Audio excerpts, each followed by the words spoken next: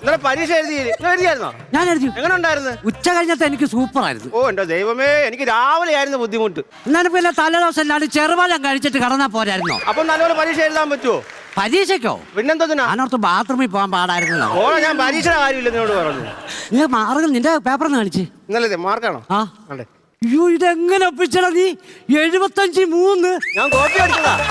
Copy അടിച്ചോ? എന്താ copy അടിക്കാതെ?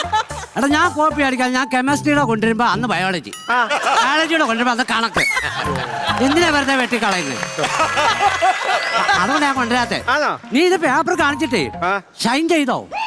ഈ 3 മാർക്ക് മേടിച്ചിട്ട് ഞാൻ എന്തോ ഷൈൻ ചെയ്യാനാ? എടാ ഒപ്പിടത്തില്ലോടാ. ഓ അതാണോ ഷൈൻ? ഷൈനാണോ? എന്റെ മാർക്ക് കുറവായത് കൊണ്ടാണ് ഈ ഷൂ എഴുതി വെച്ചേക്കുന്നത്. അല്ല, എന്റെ അമ്മയുടെ ഒപ്പം അതാടാ. ആഹാ, നിന്റെ അച്ഛന്റെ ഒപ്പം ഒപ്പ് നോക്കട്ടെ. ഇത് നല്ല പഴുതാര പോകുന്ന പോലെ ഇരിക്കും.